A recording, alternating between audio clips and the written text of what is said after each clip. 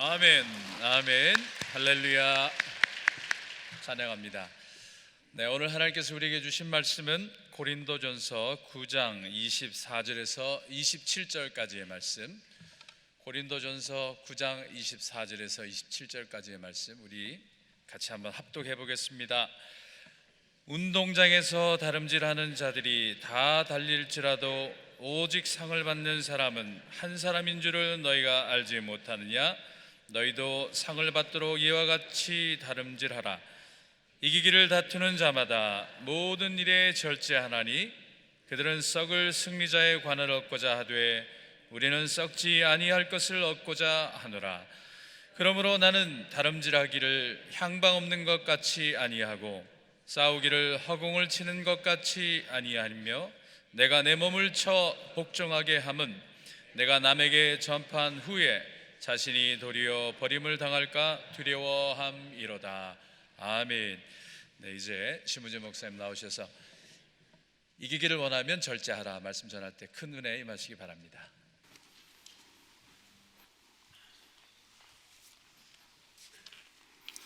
먼저 비전 예배 한번 인사 나누겠습니다.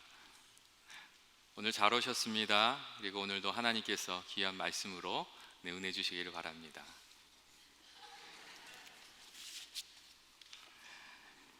교우 여러분, 예전에 한 정육점 주인의 아들로 태어난 사람이 있었습니다. 근데 그는 고등학교를 중퇴하고 세상으로 나왔습니다. 고등학교도 마치지 못하고 세상에 나가니까 어려움이 참 많았습니다. 그래서 사진사도 했고 공장에서도 일했고 택시 운전도 하고 또 책방에서도 일을 해야 했습니다. 하지만 이런 어려운 상황 속에서도 그는 그 자신의 인생을 포기하지 않았고 내가 어떻게든 성공하겠다 하는 그런 깊은 갈망이 있었습니다.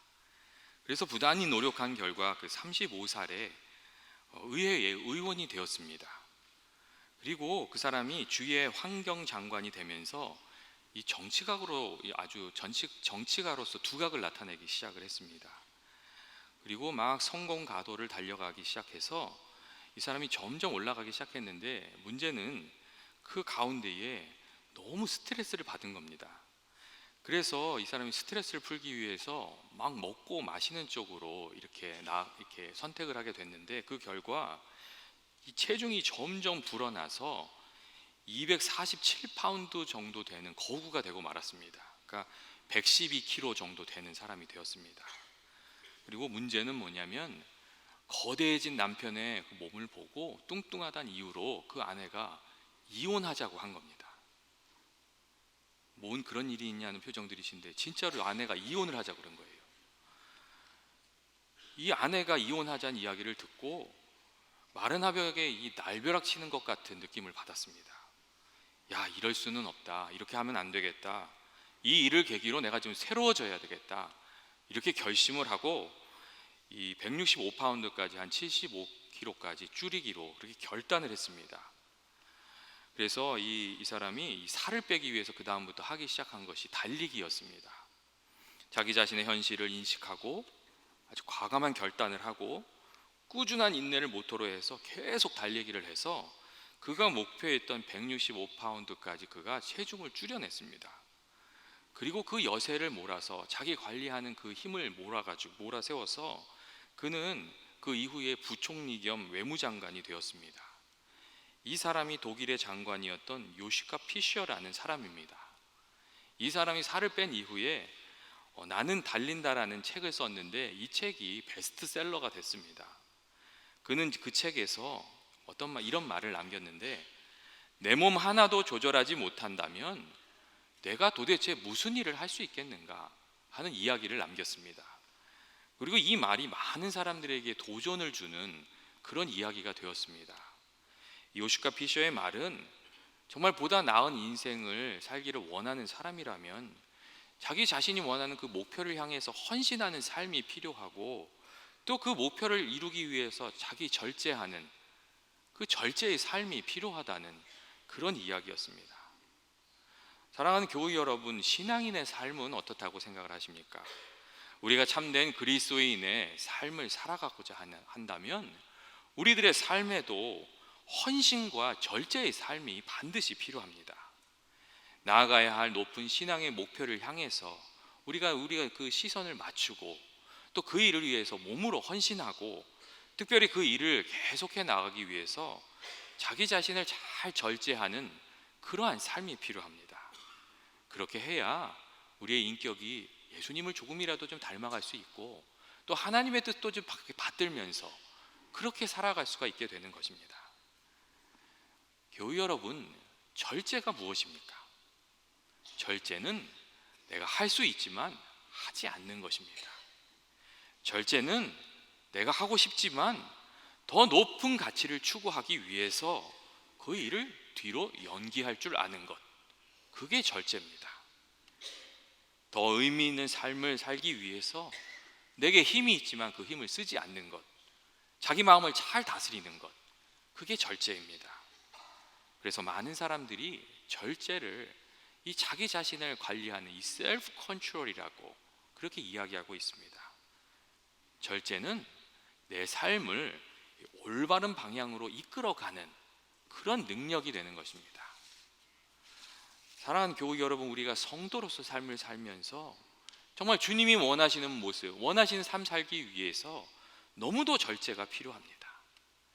베드로후서 1장 4절에서부터 8절 말씀을 보면 사도 베드로가 성숙한 그리스도인의 삶으로 이렇게 변화해가는 그 과정을 이렇게 이야기하면서 믿음의 덕의 지식을, 지식의 절제를 절제에 인내를 더하라고 이렇게 말을 하는 것을 우리가 들을 수가 있습니다. 예수님 닮아가는데 절제가 꼭 필요한 덕목이라는 것입니다. 우리가 주님의 은혜로 죄인에서 하나님의 자녀로 이 신분이 바뀌는 은혜를 받았습니다. 하지만 우리들의 신분이 하나님의 자녀로 바뀌었다고 해서 모든 일이 다 해결됐다는 그런 것은 아닙니다.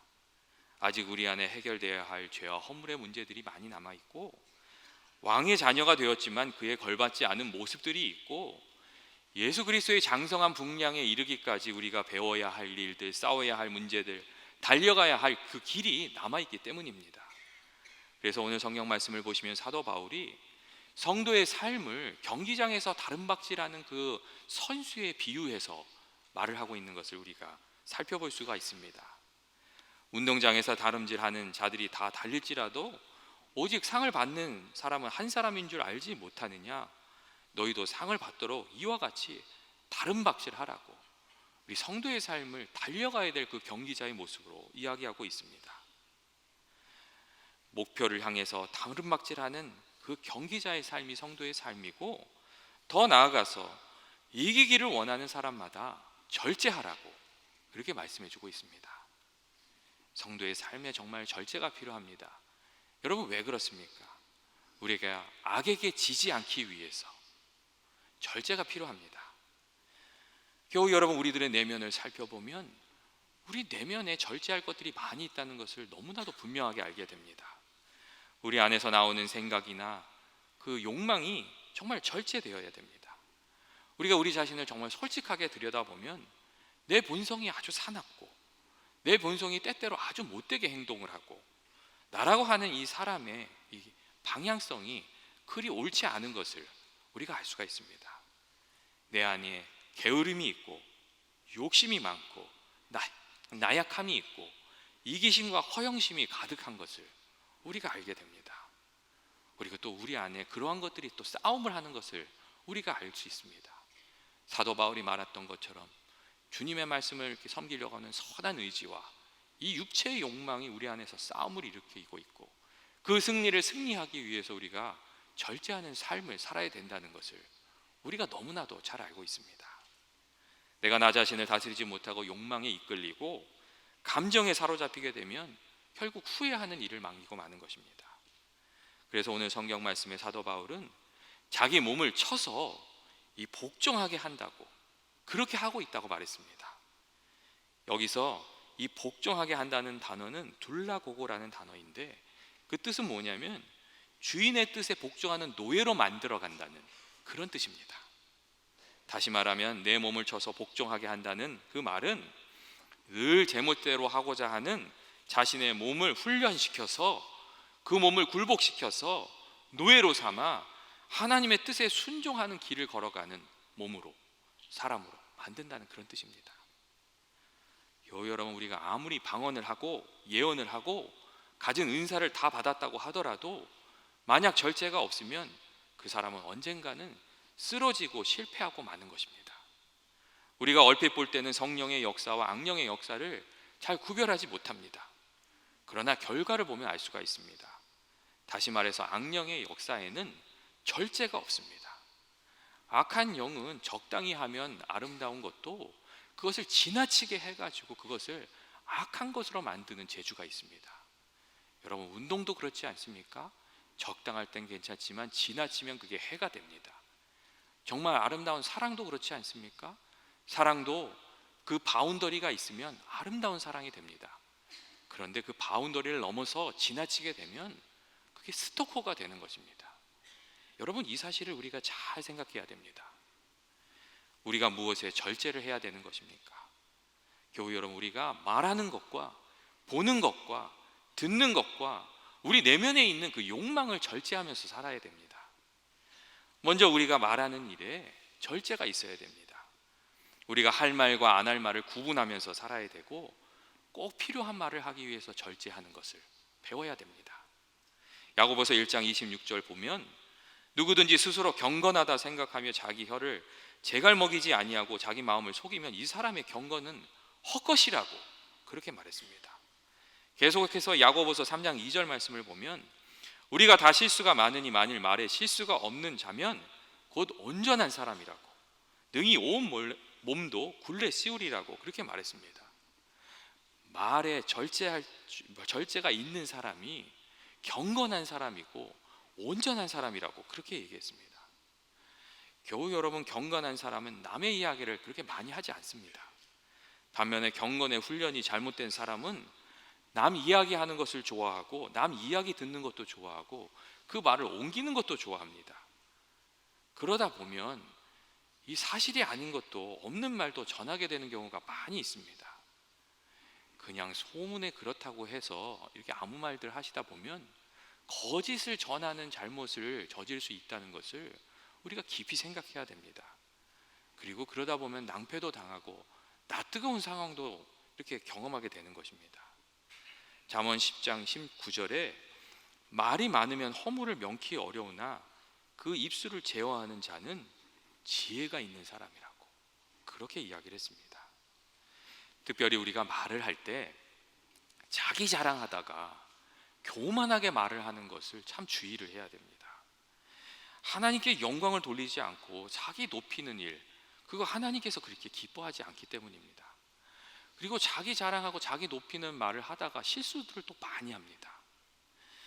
제가 잠깐 그 우화 하나를 잠깐 나눴으면 좋겠습니다. 여러분, 그 하늘을 나는 개구리 이야기 혹시 들어본 적이 있으실 겁니다. 아실 거예요. 다들 모르신다는 표정들인데 들어보면 아세요. 어느 마을의 개구리가 너무너무 하늘을 날고 싶었대요. 그래서 막 고민을 했는데 딱 보니까 그 말에 있는 새 한 마리가 나뭇가지를 탁 물고 하늘로 싹 오르는 거예요. 그걸 보고 야, 저게 방법이다 이렇게 깨달았어요. 내가 나뭇가지를 딱 물고 새가 그 나뭇가지를 물고 날르면 나도 하늘을 좀 날 수 있겠구나 그렇게 생각을 한 거예요. 그래서 새한테 가서 내 평생 소원이니까 하늘 한번 날게 해달라고 도와달라고 부탁을 했어요. 그러니까 새가 또 듣고 그럼 내가 도와주겠다고. 그래서 개구리는 나뭇가지를 물고 새는 그 나뭇가지를 또 물고 그래서 하늘나라가 아니라 하늘로 날아오른 거예요. 그래서 그 마을을 쫙 한 바퀴 돌았어요. 그러니까 밑에 자기가 살던 집도 보이고 강령이 다 보이는 거, 친구들도 보이고 다 보이는 거예요. 그리고 밑에 있는 친구들도 보니까 하늘나는 그 친구가 있는 거예요. 그래서 막 난리가 났어요. 밑에 있는 개구리들이 야, 친구야, 너 너무 멋있다. 뭐가 보이냐? 저 산 뒤에는 뭐가 있냐? 너 나는 보이냐? 나는 얼마나 깨 보이냐? 막 소리를 질렀어요. 근데 그 소리를 딱 들으면서도 이 개구리가 꾹 참은 거예요. 왜냐하면 말을 하면 큰일 나잖아요. 그러니까 이제 꾹 대답하고 싶은데 꾹 참으면서 날아가는데 그때 한 친구 개구리가 딱 이런 얘기를 하더래요. 이야, 정말 기발하다. 이거 누가 생각해낸 거냐? 그렇게 딱 얘기하더래요. 그 순간에 이 개구리가 내가 했어. 그래가지고 떨어졌답니다. 제가 또 웃자고 한 얘기니까 너무 심각하게 들으셨어요. 그런데 교우 여러분, 사람들이 나를 드러내고 나 자신을 증명하고 자기 자신을 자랑하기 위해서 이게 말을 많이 합니다. 그런데 그 말이 하나님 앞에 그리 아름답지 않다는 것을 우리가 기억해야 됩니다. 또 생각 없이 소문을 이리저리 옮기면서 살아갑니다. 그것도 하나님 보시기에 옳지 않다는 것을 우리가 생각하고 말의 절제를 이루어 가야 정말 주님이 원하시는 모습으로 살아갈 수 있게 되는 것입니다. 또한 우리가 보는 것을 절제해야 합니다.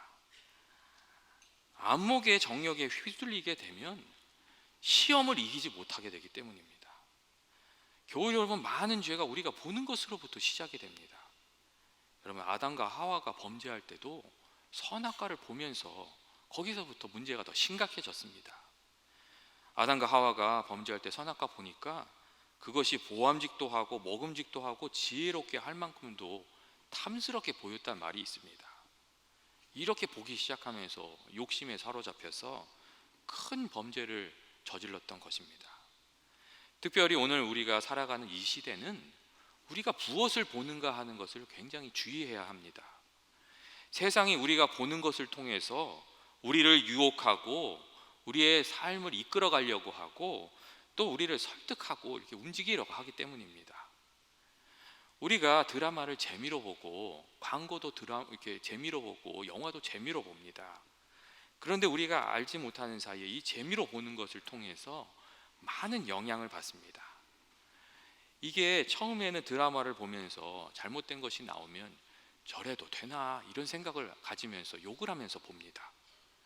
그런데 조금 지나서 그런 것들을 많이 접하게 되면 그럴 수도 있지, 그렇게 됩니다.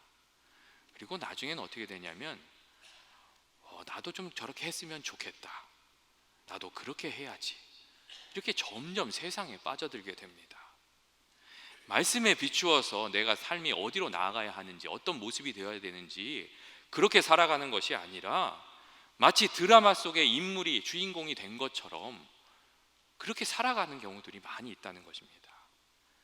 그래서 기업들이 물건을 팔기 위해서 드라마나 영화에 이렇게 물건을 자기들이 판매하려는 상품을 이렇게 살짝 보여주는 그 PPL이라는 광고가 아주 돈이 많이 됩니다. 특별히 그럴싸한 주인공이 그 물건을 들고 나오거나 사용하게 되면 아주 대박이 납니다. 그 물건이 꼭 필요한 것이 아닌데도 불구하고 사람들이 그것을 다 막 사는 겁니다. 그렇게 사람들의 마음이 움직여지고 있기 때문입니다. 교우 여러분, 혹시 태양의 후예라는 드라마를 기억하십니까? 그 드라마가 30억 원의 PPL 광고 매출을 올렸습니다. 그 드라마에 나온 물건들이 정말 불티나게 팔렸습니다. 문제는 이 소유의 형태만 따라가는 것이 아니라 간음도, 음란도, 도적질도, 살인도, 시기와 질투도 그 가운데서 보고 따라하게 되는 경우가 너무 많다는 겁니다. 강력 범죄를 저지른 사람들의 이렇게 그 사람들을 붙잡아서 이야기를 하다 보면 그 강력 범죄를 했던 그 방법들이 굉장히 많은 드라마나 영화의 소재였습니다. 여러분, 우리가 그런 시대를 살아가고 있는 겁니다. 우리가 하나님의 말씀인 성경을 보고 살아가면 우리의 마음과 이 생각과 삶의 방식이 정말 영적으로 점점 변해가게 됩니다. 반면에 하나님을 바라보지 않고 말씀을 보지 않고 살아가고 세상을 바라보면서 살아가게 되면 너무도 자연스럽게 우리 마음이 세상적인 것으로 바뀌고 세상적인 것을 말하고 추구하고 그 방식대로 살아가게 되는 것입니다. 그래서 누가복음 11장 34절 말씀을 보면 예수님께서 내 몸의 등불은 눈이라, 내 눈이 성하면 온몸이 밝을 것이요 만일 나쁘면 내 몸이 어두우리라 하신 말씀이 있습니다. 우리가 무엇을 보는가 살펴야 되고 또 보는 것에 절제가 있어야 한다는 그런 이야기입니다. 또한 우리가 듣는 것에도 절제가 있어야 됩니다. 여러분, 우리 귀가 얼마나 간사한지 처음에 들을 때는 아니야 그러다가 자꾸 이야기하면 그래 이렇게 되는 경우가 많습니다. 특별히 칭찬의 경우가 그렇습니다. 처음 이 칭찬이 나쁜 건 아닙니다. 왜냐하면 칭찬을 통해서 이렇게 선한 일을 할 때 마음에 힘도 얻고 또 격려가 되기 때문입니다. 하지만 칭찬에 빠지게 되면 문제가 생깁니다. 칭찬을 자꾸 따라다니다 보면 그 마음이 교만해지고 나의 나됨을 잃어버리게 되기 때문입니다. 비판의 이야기를 듣는 것도 마찬가지입니다. 비판의 이야기가 많이 도움이 될 때가 있습니다. 자기 자신을 돌아보고 반성하는 데 도움이 됩니다. 하지만 마음에 찌르는 소리, 부정적인 이야기, 비판의 소리, 그런 것들을 너무 많이 듣게 되면 우리들의 마음도 생각도 압력도 부정적으로 되게 되고 우리 삶도 부정적이 됩니다. 가장 큰 문제는 하나님께서 나를 사랑하시고 내게 소망을 가지고 계시고 하나님께서 나를 도우시면 능치 못함이 없다는 그 믿음을 가지고 살아야 되는데 그 믿음을 잃어버리게 되기 때문입니다. 여러분, 우리가 내게 들려지는 소리 잘 분별하면서 좀 들어야 됩니다. 그리고 내 마음이 불신의 소리, 분란의 소리, 절망의 소리, 유혹의 소리, 나를 불신앙으로 이끄는 소리에 노예되지 않도록 그것을 우리 마음을 좀 잘 관리하면서 절제하면서 하나님의 음성에 귀를 기울이면서 그렇게 살아가야 하는 것입니다. 또한 우리가 욕망의 절제가 있어야 됩니다. 먹는 것이나 입는 것이나 소유하는 것이나 화장하는 것이나 이 성적인 문제나 모든 것에 있어서 분수에 넘치지 않도록 절제하는 것이 필요합니다. 여러분, 이 오늘날의 시대는 우리들의 욕망을 자극하고 특별히 대중문화를 이끌어가는 스타들을 통해서 욕망 충족이 인생의 전부인 것처럼 그렇게 생각하도록 이끌고 있습니다. 대저택이나 값비싼 자동차에 군침을 흘리게 하고 여행은 무조건 좋은 것이고 1년에 한두 번 여행 가지 않으면 자존심 상하는 삶을 사는 것처럼 그렇게 분위기를 만들어가고 있습니다. 이 사람도 그렇게 하고 저 사람도 그렇게 하고 또 사람들이 페이스북에다 사진 올리고 그걸 보고 그러면 나도 저렇게 해야 되겠다는 생각이 저절로 듭니다. 그리고 나도 그렇게 실천을 하고 또 페이스북에 사진을 올리고 나면 스스로 잘했다는 생각이 드는 것입니다. 여러분, 오늘날의 삶이 좀 그렇게 가고 있습니다. 제가 그래서 페이스북을 그렇게 좋아하지 않습니다. 페이스북을 통해서 친구들이 어떻게 사는지 좀 알 수도 있고 연결도 되고 잃어버렸던 친구도 찾고 그래서 제가 페이스북 계정은 가지고 있지만 전체적인 기조는 그렇게 신앙적이라고 생각하지 않습니다. 왜냐하면 페이스북을 통해서 좋은 정보를 주고받는 일보다 훨씬 많은 경우 자기 자랑을 위한 도구로 페이스북을 사용하고 있기 때문입니다. 내가 이렇게 했다, 내가 이곳을 갔다 왔다, 내가 이것을 샀다, 그런 것을 보여주기 위한 도구로 페이스북을 사용하는 경우가 많이 있기 때문입니다. 그렇게 신앙적이라고 생각하지 않기 때문입니다. 교우 여러분, 제가 집 사고 차 사고 여행하고 그런 것이 죄라고 말하는 것은 아닙니다. 내 삶이 세상의 욕망을 채우기 위해 달려가는 그런 모습이 되어서는 안 된다는 것입니다.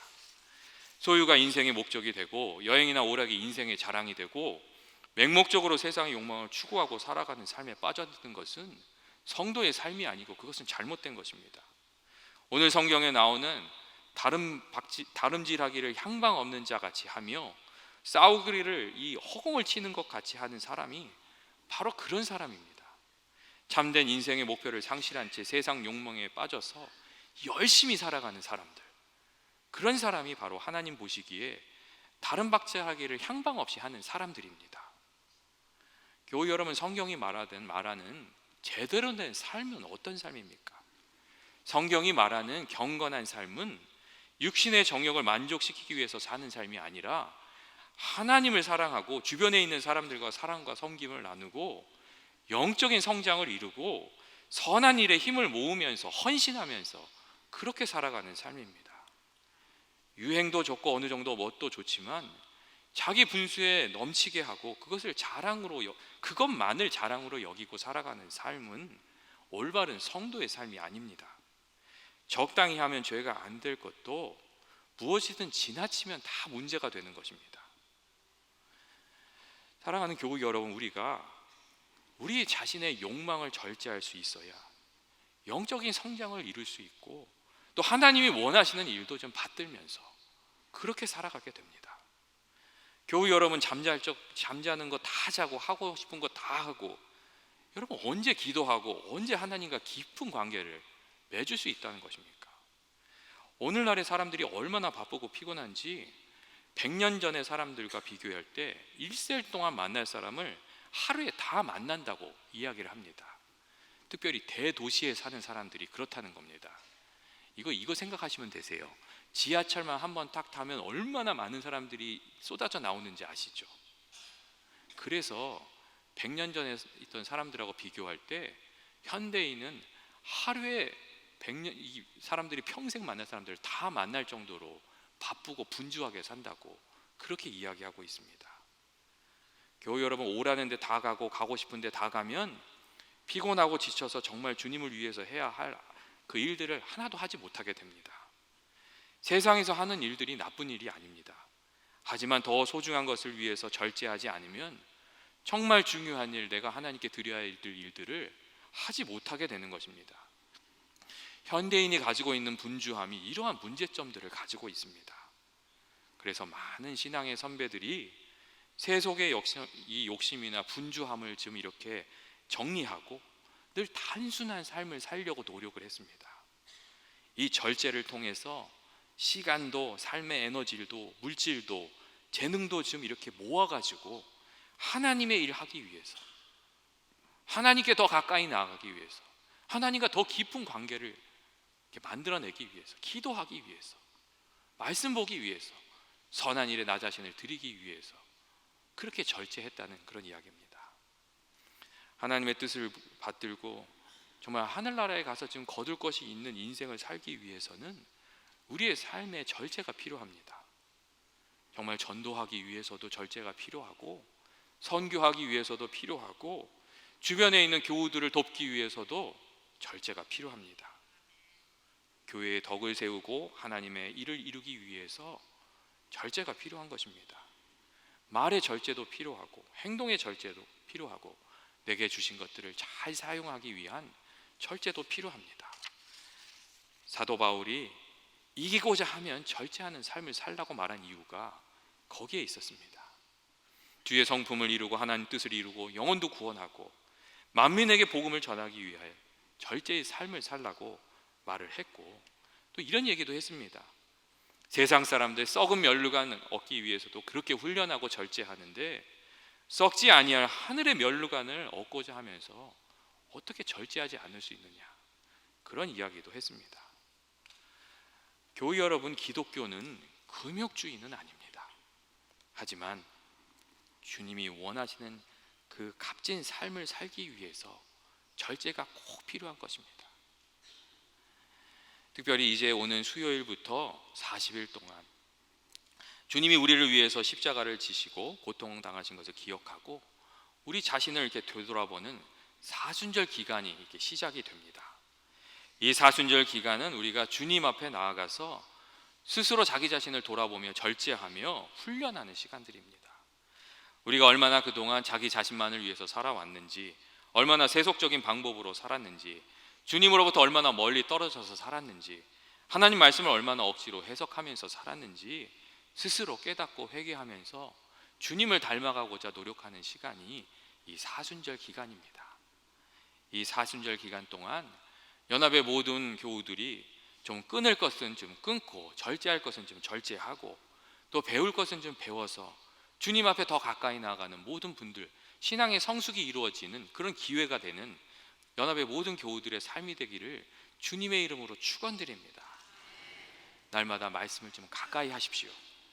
그리고 스스로 절제해서 기도의 시간도 좀 만들어내십시오. 그리고 그 말씀과 기도와 순종의 삶을 통해서 주님께 더 가까이 나가는 여러분 되시기를 주님의 이름으로 축원드립니다. 같이 기도하시겠습니다. 사랑과 은혜가 많으신 하나님 아버지, 저희들을 주의 자녀로 삼아서 이렇게 주의 자녀 되게 해주시니 너무나도 감사합니다. 저희들의 심령 가운데 말씀과 성령 허락하여 주시고 마음을 밝히 비추어 주셔서 저희들에게 주신 인생 헛되이 살지 않게 하시고 생명의 멸류관을 향하여 부지런히 달려가는, 또 가치 있는 인생 살아가는 버릴 것은 좀 버리면서 살아가는 저희들 모두가 되게 하여 주시옵소서. 예수님의 이름으로 기도합니다.